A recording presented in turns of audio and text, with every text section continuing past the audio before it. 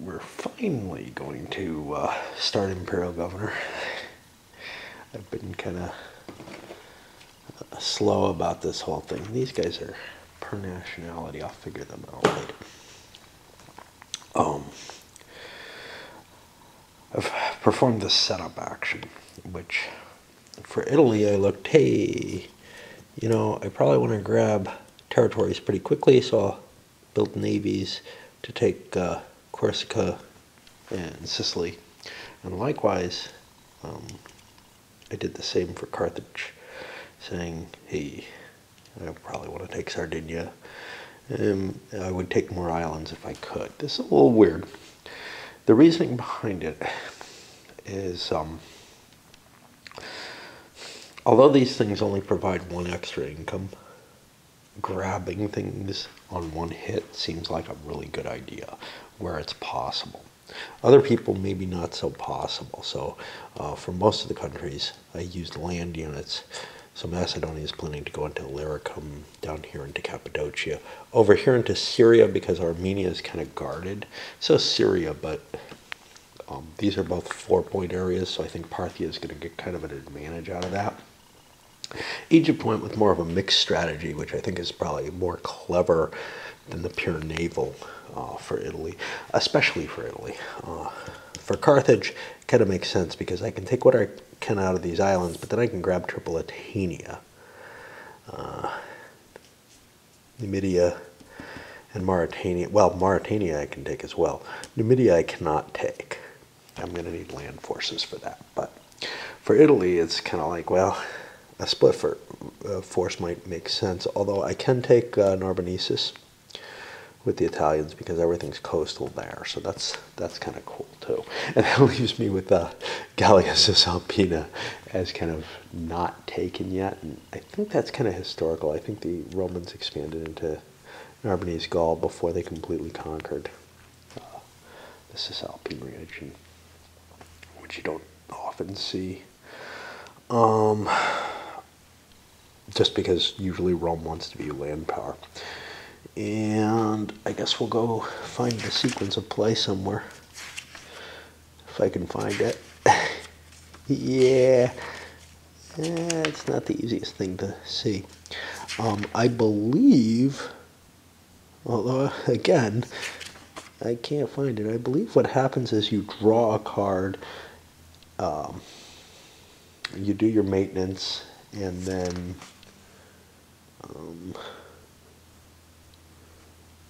you move and fight.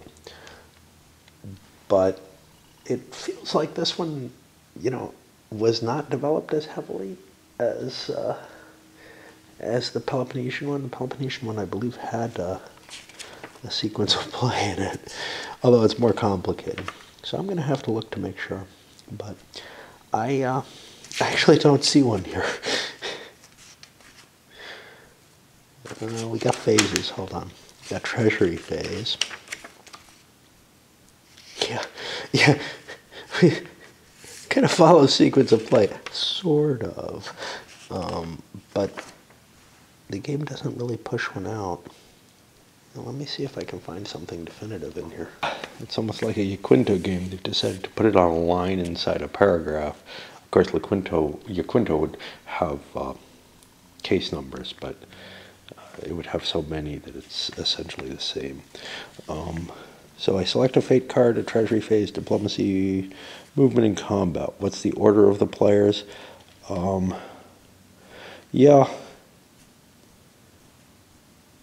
Okay, so play goes clockwise, so we randomly determine who goes first.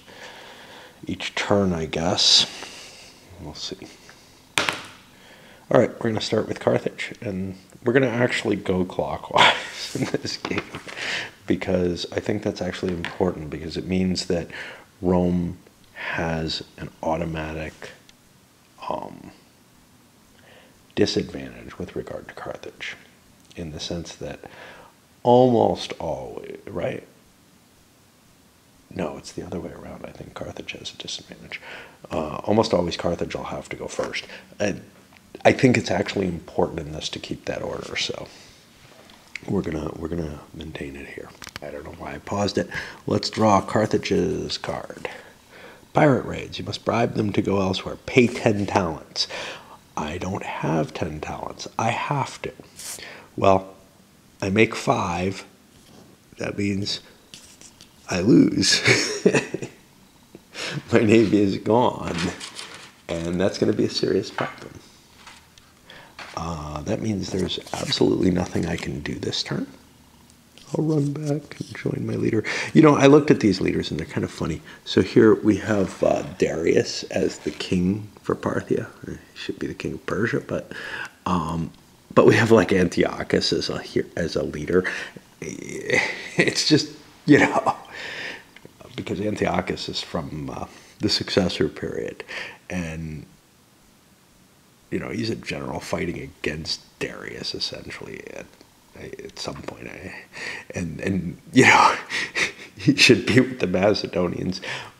But then, if you do want to, you know, go further to like Antiochus III or whatever as a successor state, yeah, sure, but none of this really makes sense. So now we'll move to Rome and see what we get there. It's a storm. I got a problem. I need to get another die because I need to do 2 dice, but I'll roll it for this one. So first die rolls the top, and it's just 50-50. And then the second die roll gets me to the Adriatic Sea has a storm. Well, what does that mean? It probably sinks ships that are in it. We should probably look up the effects of the Fates cards. I know I talked about them before, but it's been a while since I played, or since I read. All squadrons are sunk, and that's it. There's no movement penalty. So Rome is going to move out and grab Corsica. Actually, can we? We can't get down to Sardinia. So we'll grab Corsica and Sicily, and then I'll record those over here. I'm using like I did before, where I mark the provinces in pen that you've ever captured, and then kind of pencil them out as need be. I kind of think that works well for me. I certainly liked it with the other game. Skipped over in the Roman turn. I pulled in $10. I got to pay my maintenance on my 10 fleets. And now next turn, I'm going to be pulling in $14. Still only have to pay maintenance on 10 fleets. And I could build 2 more fleets, which is or 2 more units. I probably want to build some land units very shortly. And there's no limitation on what I can build by location. I probably should mark something to indicate who went first in a given sequence, although it may be easy for me to remember. At this point in the game, turns might get more complicated. Let's go over to the Macedonians. And we have a plague. All hexes containing more than one of your units must reduce the excess by 50%, rounding fractions up. Again, a bad situation. So one's fine. There's 4 others. That means I'm going to be done. To 3. We'll get those out of here. All right, well, I produce 5. I get 3 back. I pay 3 of that 5. That means I have $2 back. I could build a unit, but I don't think that's a good idea. I'm going to put the cash from Macedonia up here. I may end up putting countermix up there instead of these trays. The trays aren't really working for me, but and gosh, these are the wrong color, aren't they? The white and gray are very similar. I think I had gray pieces on the board and I replaced them with more gray pieces, but these should actually be white, and that's going to be a problem if they end up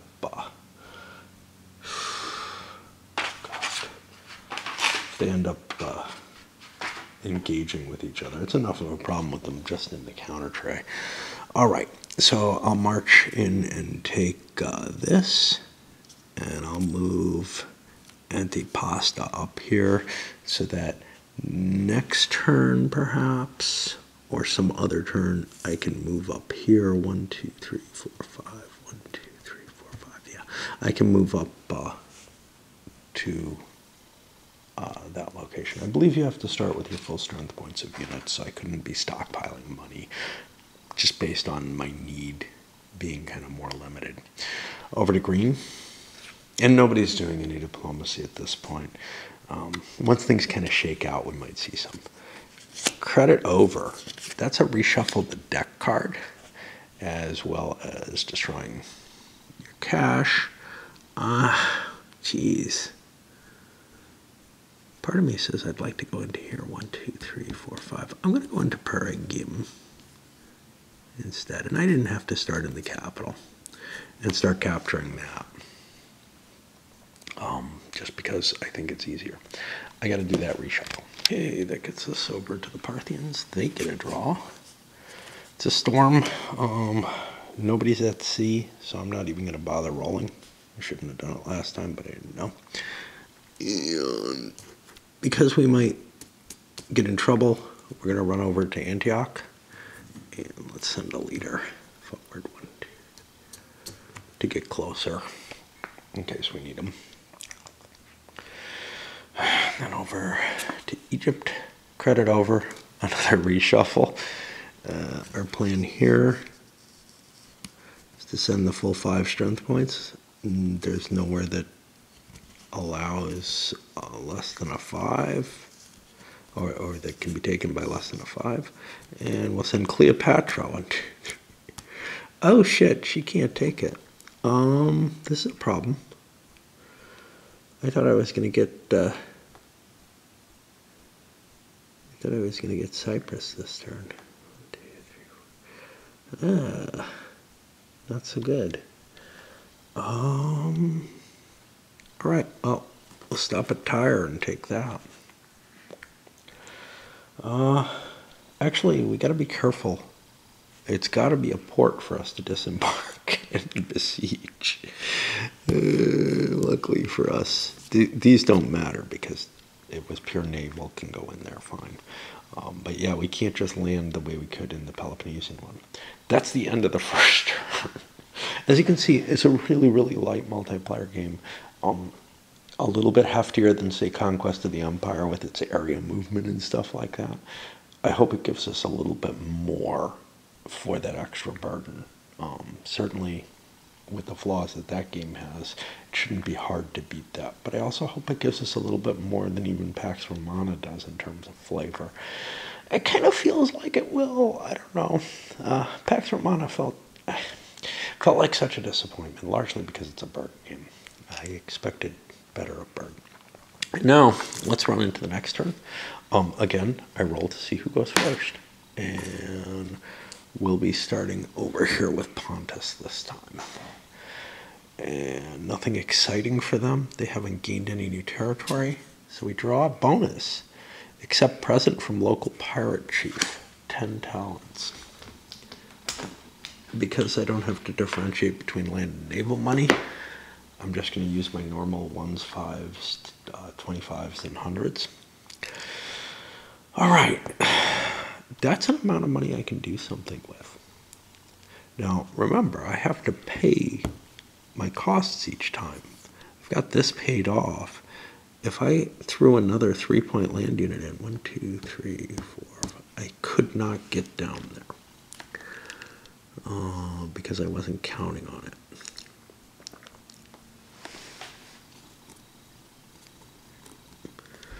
Which sucks.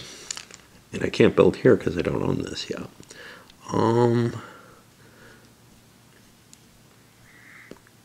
Do I want to spend any of that money for some reason? Yes, because I can start capturing Cappadocia. So I'm going to spend 6 of that money to build 3 more strength points. It's close enough to my king that I'm okay. And we have this annoying, I shift all these counter trays around, which is a big part of why I don't want to do it this way. I move down into Cappadocia. I move into here now. Like in the Strategos, I have to mark the cities that I've taken. Again, I have these things if I need them. Maybe they'll help. Probably don't have enough colors there, but we'll see. And so that's his expansion. We go back over to Parthia. Assassination. Your king is killed and should be removed from play. The 3 leaders should immediately be placed on your capital. No other move and no combat is possible. A new king must be placed on your capital next turn when normal movement will resume. Okay, well, Darius is gone. These all go way over here. And yeah, so basically nothing happens and Parthia's turn gets wiped out.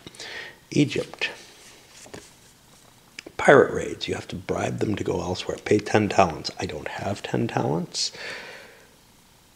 which means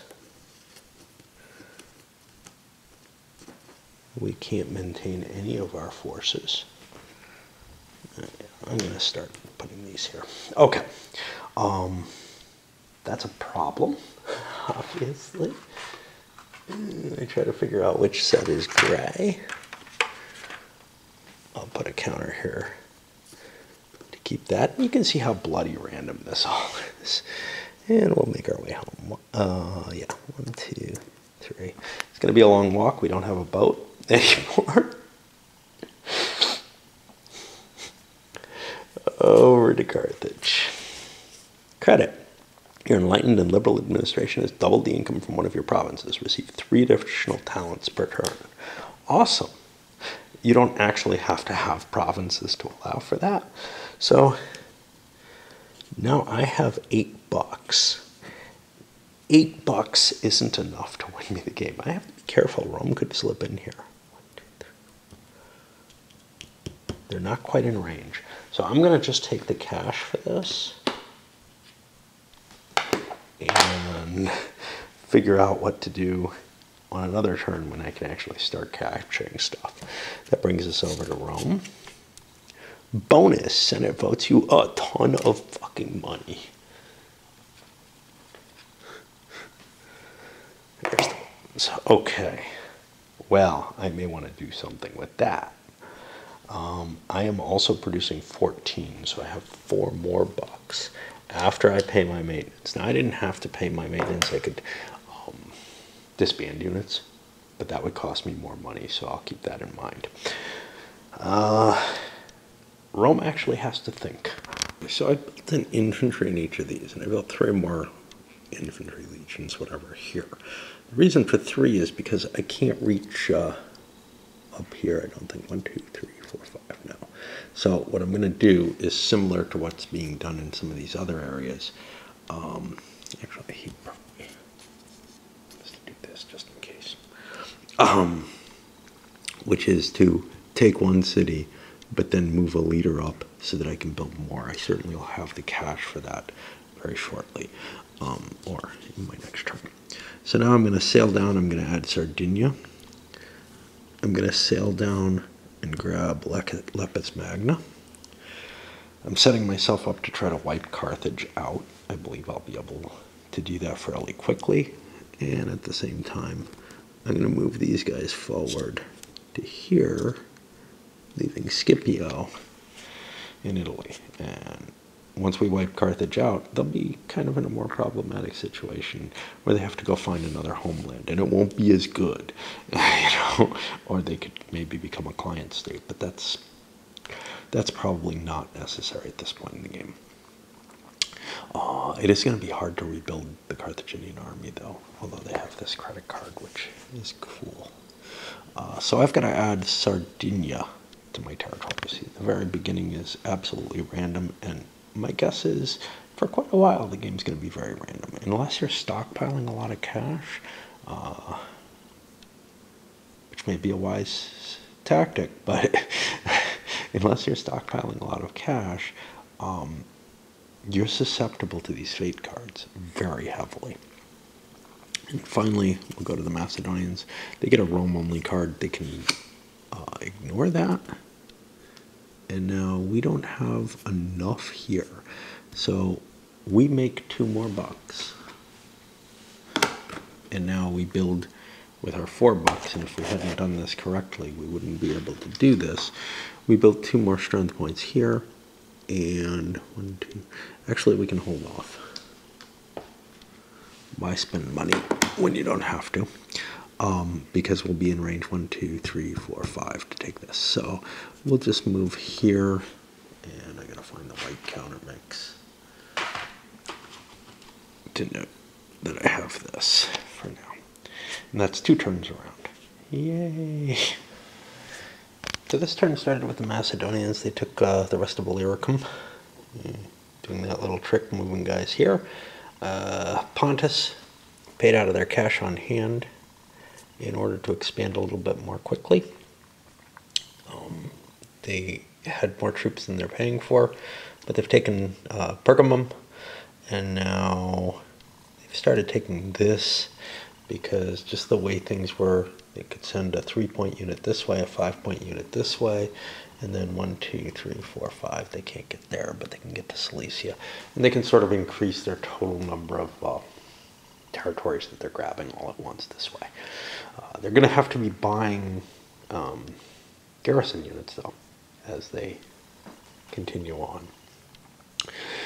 That brings us over to the Parthians, and we got a new type of event. The other 2 were storms. There were no ships out there. This will be a revolt. We roll over here. First dies on the top.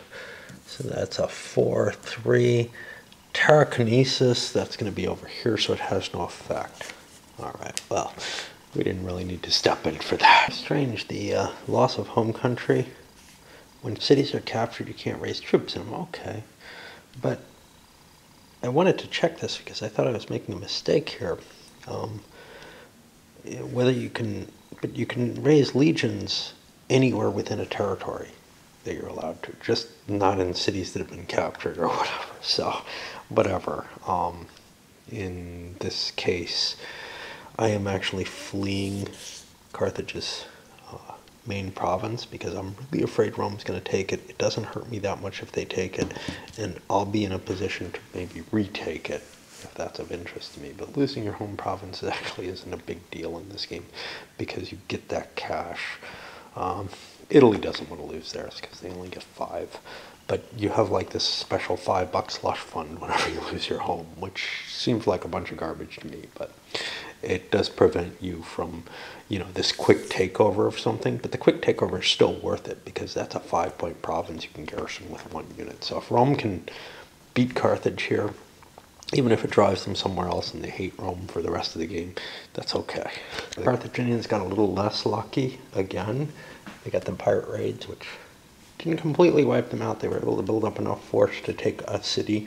This is important that they have forces, otherwise Rome could capture all their leaders, and then they owe a lot of money for a while.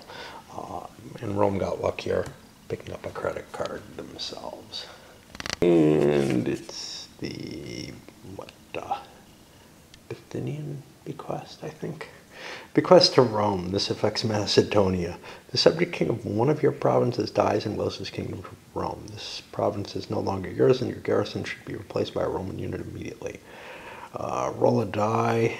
Oh, I haven't been right here. For each of your provinces, the first 6 indicates a province in question. If no 6 is rolled, no bequest is made. What I've been forgetting to do is leaving a garrison in the home country.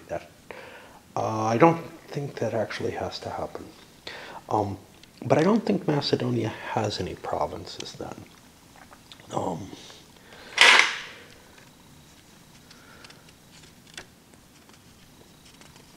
I think the capitals are different. I certainly played them differently in the other game, and it would make sense that you wouldn't have to garrison them, and that means you couldn't lose Macedonia as your province in that case. So I'm not going to have that one take effect because Illyricum has not fallen yet, or has it? It has. Uh-oh. So there is actually a chance. Okay, so on a 6, Illyricum becomes Roman. They're just getting so lucky. I mean, they got another $5 credit this time. and they do not get the 6, so Macedonia can continue with whatever the hell they're doing. But, yeah, I have been cheating. I'll explain in a moment, but other people not doing terribly well. Parthia getting their troops back into place. These guys, I didn't have things quite as well calculated as I thought I did. They ended up not having enough cash to build an extra unit, so they weren't able to ship things and grab everything they wanted. They have Pamphylia and Pergamum now, but they weren't able to, keep going into Cilicia, so they went into Bithynia instead, and they'll be able to work it from there, assuming they have enough cash. But yeah, the thing that I screwed up, and I thought about this with these storm markers because I looked up storms. Storms affect boats that are just not in a port, which means if you're on a coastal area, you get affected. Well, then I started wondering, can I capture coastal towns? Well, unlike the Strategos, in this game, you actually can't capture coastal areas with just fleets, or with fleets at all. You can't count them. And remember, you can't even land without a port. Now, there tends to be a port somewhere, but I couldn't have gotten into Tripolitania at all. I'm going to let it go and just keep playing. And I think I'm going to leave the rules as they are, or as I've been playing them. But Rome certainly could not have expanded as well as they did. They could have made it into the islands. They could have made it to Narbonensis, but then they wouldn't be, they would have had to figure out a way to ship land units into here in enough quantity to take this. That's a 5-point place. That would be tough to do. They might have to do that from Cisalpine Gaul. I don't know. I'm a little iffy on just how difficult, how ineffective boats are in this. So if at the very least they can kind of cut off, your naval supplies, it doesn't bother me quite as much. So sue me, how different is the game? Yeah, it's developing a lot more differently, and certainly the plans would have been different from the very beginning. Rome would not have said, oh, I'm going to build all fleets, which was a mistake anyway. So, and same with Carthage. Instead, they would have worried more about building up their land areas, and whatever fleets they had would just be the minimal to transport. So they'd have like 3 fleets to transport 2 land units to take an island or something like that. But it becomes a much, much less of a valuable. These were kind of iffy anyway. But I think the gains of this, with the bonus of being Italy, with the penalties that have gone to Carthage, I don't think that things are all that off the rails here. I think it's not completely unreasonable either to cut off the sea access to a non-port city. I don't know. You should be able to unload your troops and everything, which you can't do otherwise. So I really don't know. Maybe I'll reverse it after Narbonensis falls and just give Rome this huge advantage at the beginning of the game. But that's okay. It's not horrible. The game can...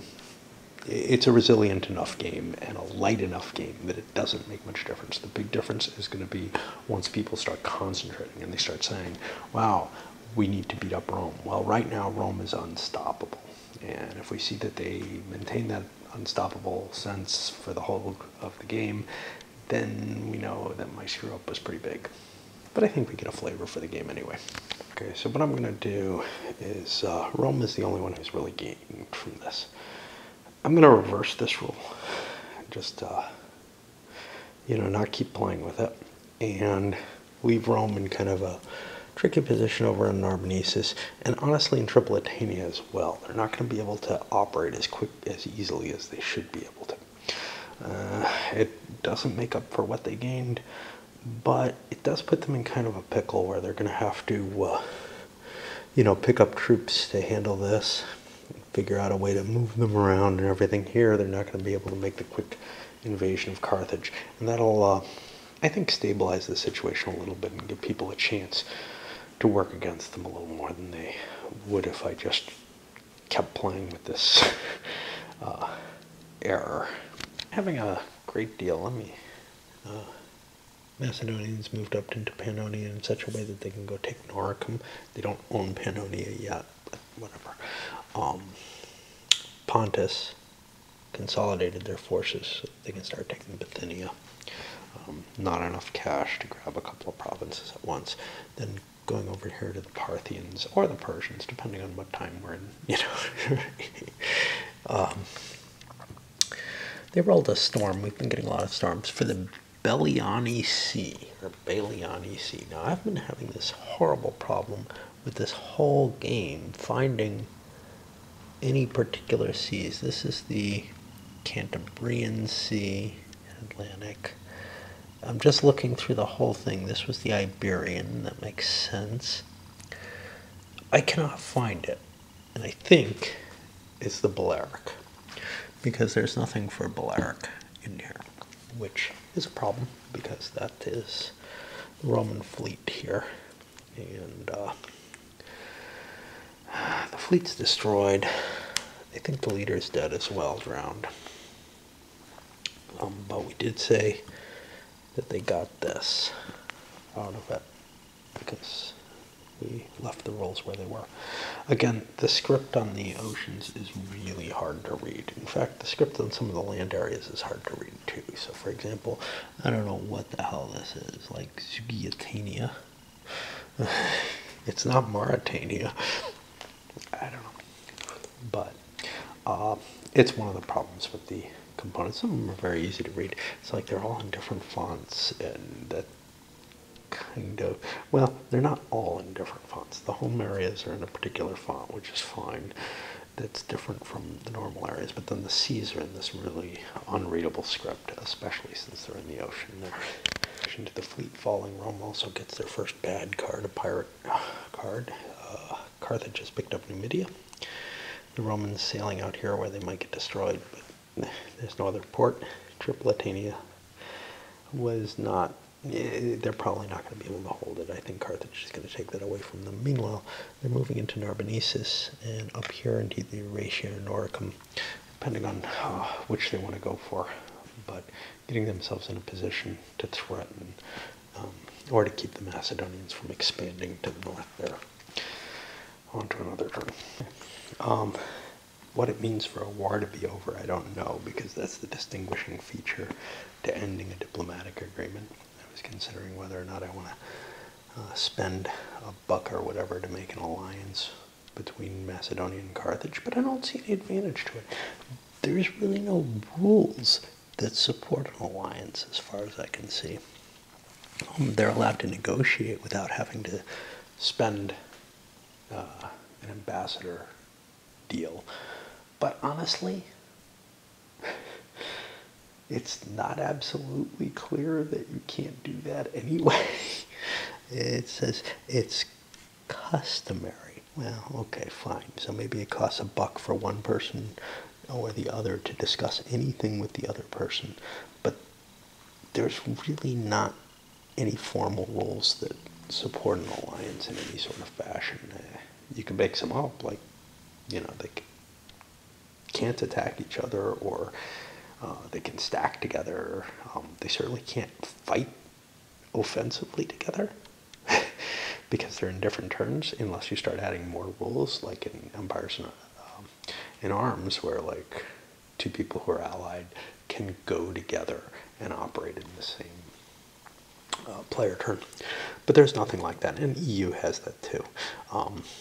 There's just sort of a, maybe there are rules if you want to make them, but there's not even an indication that you might want to do that, or should.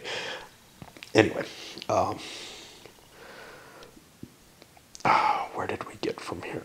Egypt went and grabbed Rhodes. I forgot to mention that. The Macedonians, I hope they didn't lose their army due to a revolt in Pannonia, but I don't remember any such thing. They should have had 5 strength points here, and they disappeared somehow. There was an extra leader or something. I don't know what happened, but so they moved into Noricum. They also got a bonus, huge ton of money. Rome again got the 10-point crush, but they got a bonus of $20, which means they went into Thrace. Now, it's possible to cross here and here, but not here, and not here, by an overland route. It takes all your movement to do. you why those spaces and not other spaces that had equally easy crossings up here, for example. Again, gosh, there's no real attempt for a consistent and realistic view in this game. It's really just got to be seen from a gameplay mechanism in terms of like making it possible for a full land army to just expand all over the place. I don't know what the need for that is, because you can't get the islands that way, and they're out there at it. And they seem like a boned deal. Egypt looks like a kind of crappy place to start, to tell you the truth. Yeah, I could march over to Cyrenaica, but almost everything else is hard to get to. Getting through here, and shipping 3 units is tough. And then the other things I can take are not very good, so they are in a weak spot. You could say to some extent, while they're kind of secluded, they'd be hard to attack. Yeah, but they're not going to be able to expand early, which later in the game it might be possible to build up a big invasion force.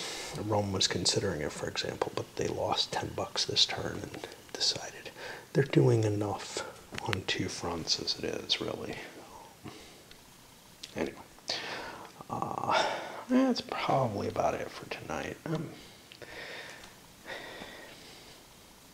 I mean, it's fun, and it's kind of cute to play it out for a while.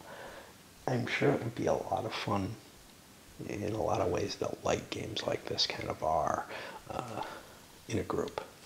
But soloing it out, there's just not enough flavor in it. Even though I'm kind of enjoying it, there's not enough to drive my actions. Usually a game like this, when I play it opposed, personalities within the game for the most part. But you know, those kind of mesh from outside of the game type things, like, you know, not a matter of, oh, you know, this is my friend, so I'm going to be good with him. Usually I actually go hack on my friends in these games. And, you know, the people I'm less used to gaming with, I let them alone, you know, and don't just go all aggro on them. But here, playing it solo, it's really tough. It's really tough to come up with much more. It's kind of like playing diplomacy solo. There's just not that much of a rule structure. I know what I forgot to mention. Credit ends came up for the first guy, the Pontus player, Mithridates. And is Mithridates in here? Yeah, okay, he's the king, cool. That doesn't affect everyone. I had to look that up because I've screwed up enough here already. It only affects the player who played it, or who drew it, but it does cause a reshuffle, so, you know, those cards are all, however many there are, there's like 3 or 4 of them or something in the deck. Those cards are always available to destroy your bonus that you have available to you. Rome drew a credit over card, so they're done with that. Yeah. Tweezers weren't in hand, I pick up the nail file. It's a little less elegant, and I had a choice. Telekinesis is very, very well fate, but it's kind of hard to capture all of, so I'm going for the Gallic regions here, and didn't go for the challenging position against Noricum. Had I wanted to move into there, I probably would have built a navy and started to go more aggressive. Let me more aggressive on Macedonia, but I want to be in a more fluid position with that leader there. And let's see what's happened since Macedonia continued spreading out. I seem to have made some screw up with Pannonia. I'm not sure what happened, but some things in the records didn't seem right. I'm not sure I conquered everything, but I gave it to them, because otherwise the movement down here didn't make sense, and they're not doing all that well. These guys got paralyzed by bad weather, which means, well, they start to collect them some cash. It's not necessarily a bad thing. I mean, it's never a good thing. You want to expand, right? But saving up money for a turn or something lets you kind of try to catch up. Down here, Parthia's moving into Palestine. I don't know, they're probably fine with Egypt with that, but I would think they'd want to spend $1 to clear it, just, say, hey, it's okay. But here's the problem. Then they have ambassadors, but they're not at war with anyone, so it doesn't do them any good.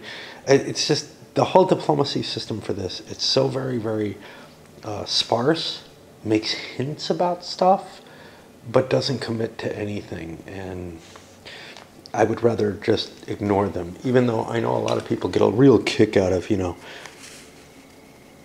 these items that you're trading that are cool, like one of them's like a eunuch, or, it's just stuff like that. It's just neat little flavor things, just like the credit cards have neat little flavor on them. But honestly, from my point of view in the play, I don't see them adding anything to my experience, and I would rather play it with kind of a standard, you know what else has this is Task Force Games Viceroys, which I don't know where I have that. There it is, way over there. You can't really see it in this lighting, but it doesn't have the same kind of diplomacy situation, but it has these stupid jobs that you hand out to people. So like somebody's the banker. Okay, well, a lot of games have somebody as the banker, but somebody is actually designated as the banker, and they get money from making exchanges, and they don't really have any duty except the physical duty of handing out the coins. You can't take it away from them. There's nothing, it's not like a job. And it just becomes kind of a silliness where you get to order the banker around, or you get to order somebody to do something because that's their job, and they're all getting money for it, and it's not necessarily balanced, and it's just like it's this flavor thing, and it doesn't translate well to solo at all. Whereas the same fun aspect could be added to something that has a game requirement. For example, giving money to the Emperor or the Guild or whatever in Dune, where you have the same role-playing opportunities, but it has a real game effect. And I don't think there should be rules in a game that don't have a real game effect. This one has a real game effect, but it's so nebulous that I don't know what to say about it. And also, how much negotiation do you need? I'm going to take this. Are we at war afterwards? Is that worth giving them $1 for? Maybe, but I don't have $1, so screw up. I still haven't entirely made up my mind. Anyway, Egypt went on, took Crete, not a big bonus. I don't know what the hell I'm going to do. I can't even take Greece from the sea, so maybe I'll land troops here. Then I have these boats that don't really help me. I really don't know, but there weren't many options open for Egypt. And Carthage got lucky with another credit. They're moving into position, bought some troops so they can take Tripolitania. And they're moving into Mauritania, and they'll be taking Hispania. So that, well, we can't really call it Hispania. All of these names, these are Romanized names. I don't think Baetica, I don't know if Baetica was, held beforehand, but all of the names are Romanized anyway, so it's not necessarily what the Carthaginians would have called it. We have one side of the account for the most part. All right. I'm finding that trying to do this in the morning where I have a time limit, and I think I could probably get another turn in, but it's just too hard. I'm too likely to, have to run and catch an email anyway, even though it's before my work, in order to, because I hear it chime, and then I'd have to stop in the midst, and that's just no fun. Sometimes it's hard to tell. I'm pretty sure this is the same combat chart that we used in Strategos. I know I showed combat in Strategos, but I'll show it here. We've got an attack on a city here, the Romans being attacked. Again, there's nothing to do. There's no states of war or anything like that. That's all informal, so I don't know how they have diplomacy rules that apply to it. But anyway, Here we got 4 strength points attacked by 8, so that gets me at 200%. If we look at this chart, it's kind of interesting. You are either successful, in which case you destroy the enemy and take losses, or unsuccessful, in which case basically no battle happens. In this case, at 200%, I need a 4 or higher to do damage. And I succeed and take no damage myself. In order to represent the situation, and yes, this couldn't have actually happened had I been playing by the rules, I'm going to need to mark. I don't actually have to do this, but I'm going to need to mark Tripolitania there, and then over here, just to remind me that it's Roman, over here under red, Tripolitania, they still own it, but now I marked it off here so that they won't collect the income from it until they recapture it. Now, it looks very much impossible that they can ever recapture it without wiping out Carthage, so that's going to just be a mess in their sheet, something that I try to avoid, but whatever.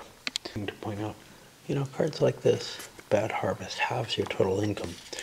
If you're anywhere close to your maintenance cost, if your income and maintenance costs are close to each other, you had better, and they usually are, you had better have reserves of cash. This game is more likely to throw you some curveballs than Strategos is. Strategos, you have to have some reserves in case your enemy takes stuff from you, but here the deck can take, fairly large amounts of money. So Rome makes like 22. So I lost $11 there.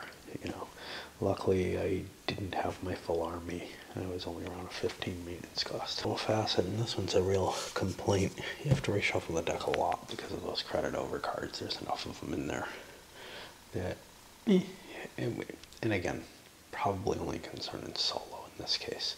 If you're playing with a group of people, somebody's almost always willing to grab the deck and shuffle it, And with 6 people at the table, that's almost certainly going to be the case. With 3, it might, I don't know. It's not like there's a lot of thought in the game. Macedonia expanded into Noricum, took Thrace. They're in position to grab Moesia, not trying to push their expansion, even though I have extra cash.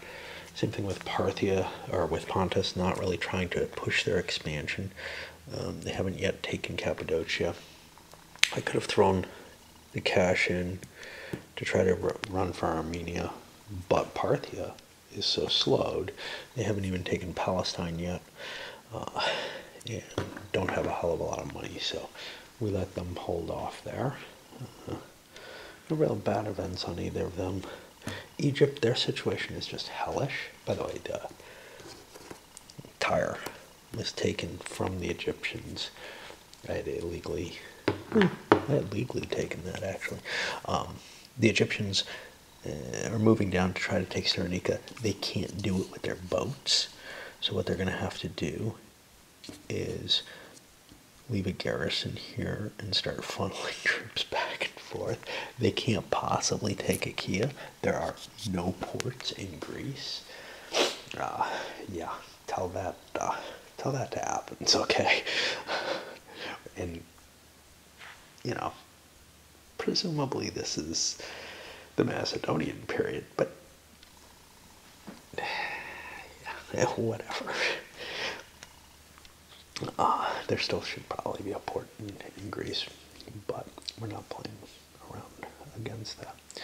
I'm having a lot of trouble finding time, finding the willpower to use my time to game instead of just really wasting it, but whatever. Alright, we'll try to push another turn in tonight before I have to check in. I'm taking like a daytime nap and then get up and play a little bit at night, but I have no time basically during the day. Work wears me out. Stupid computer game, really. And it starts with Rome, and they kind of start filling themselves out. They grab 1 space in Germania Superia, which is an interesting move because it's basically saying, okay, look, Macedonia, I'm being friendly. without actually saying anything. If you were playing the game reasonably, you would be saying, well, do I want to spend even $1 on one of these to have that conversation, if that's indeed like a requirement? Or can I just symbolize it by moving away? Rome holds all the cards in the relationship between Macedonia and Rome. Basically, I'm here. I could position myself here, make a landing here. I can launch across here, make an attack here, and I have this force that can fight at Noricum. There's no way that Macedonia is in a position to defend themselves if Rome turns on them. On the Macedonian turn, they likewise pulled away, but they're in a more troubled position.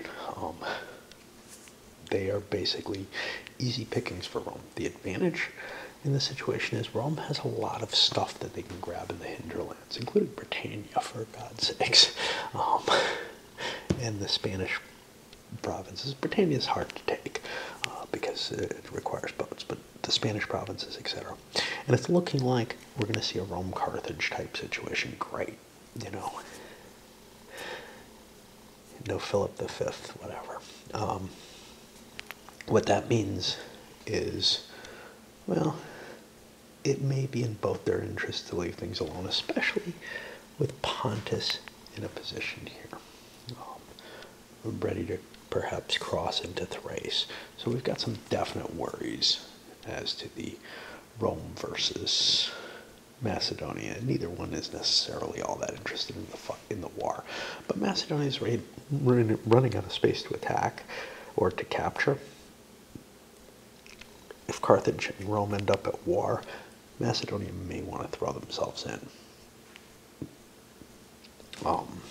And then, of course, you start getting the, well, gosh, should we pick on the weaker guy and improve our own position and help Rome increase their position? Or, you know, do we let someone fight Rome and try to deal with positions here? What you often see in these kind of games, if things are more balanced, is say Rome and Macedonia leave each other alone, Rome and Carthage clash, Macedonia throws in, well, then Pontus would throw in against Macedonia, then Parthia would throw in against Pontus, and you just have this every other country is at war, you know, and they basically, you have two big alliances that are across the map, you know, skipping countries. Of course, places like Egypt kind of throw a monkey wrench into that because they're kind of a wild card, even though they suck. They're in a position where it's hard to reach them. Therefore, they can intervene in a war down here or even over here, presumably, and maybe pick off something that's undefended that way. I think what I'm going to do is I'm not going to use these cards to represent, you know, as the rules attempt to spell them out, but rather use them as continuing tribute cards. Some of the negotiations might be, hey, you give me $1 every turn and we're buddies or something like that. I kind of like that idea, so I may use them for that. And then use these just as indications of a positive relationship. War should be pretty obvious. So I made a roll to see if Macedonia could convince Rome into that kind of positive relationship where, yeah, let's just have a peace treaty. We can hurt each other, but I'll leave you alone when Carthage comes after you. You leave me alone. I have probably the advantage over Pontus in the long run, especially if I can deal with someone like Parthia to split them up. Rome kind of said, nah, I hold the cards, man. You want to go to war? Come on. You don't? That's fine. And at this moment, that's probably a reasonable thing, but Macedonia's offer was not a bad one necessarily, especially if Rome sees that they're going to go to war with Carthage. Sort of along the line, Pontus and Macedonia concluded an alliance. Doesn't have to be announced or anything, but they've come to an agreement. There's no penalties for violating these agreements, nothing like that in this game. That, you know what, Macedonia can have the Bosporus. Pontus gets everything east. Macedonia will be free for a war with Rome. They're hoping Rome will kind of throw themselves out of position a little bit. We'll have to keep a patrol there to be ready to move forward, but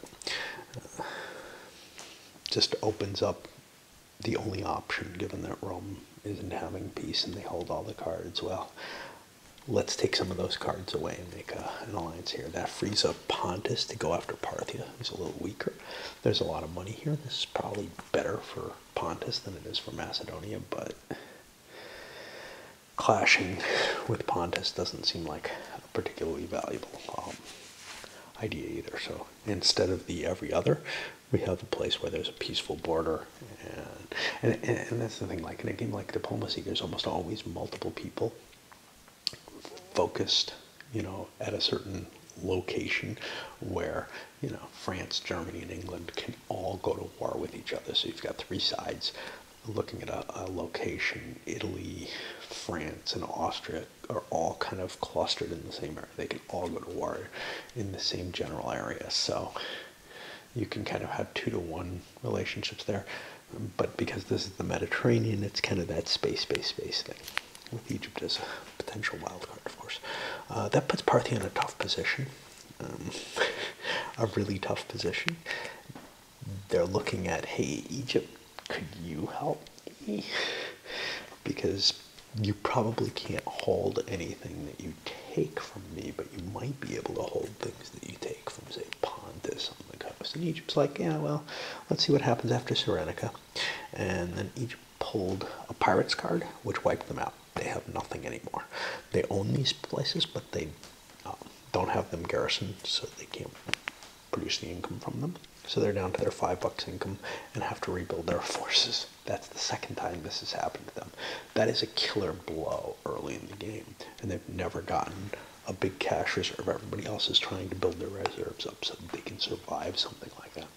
There's a lot of luck in that deck, and it can really wipe you out and leave you in a horrible position for a long term. On the other hand, there's no player elimination. Maybe Egypt can go run off somewhere near the edge of the board and find themselves a kingdom. Maybe they can become a client of someone, or maybe they just drop out of the game at some point when they're tired of trying to continue. As it stands, they would be able to declare Crete or Rhodes their home country, which is a shitty home country, but, whatever. I mean, they wouldn't really get to declare it, but they'd be able to operate out of that. This is their home country. They can't change home country. There's no rules for that. Sorry. And then over to the Carthaginian side, continuing the conquest of Tripoli. They didn't have quite enough forces to take because the 5 is over here. If they had taken the 5 on the first turn, they could have split up, but they wouldn't have had the force to succeed on the combat chart as easily. And then they've taken Mauritania and are in a position to move across into Spain and start coping with the Romans. And that's about an hour of this, so I guess I get to load some up, which is kind of a bonus because I know I've been really slow about putting stuff up.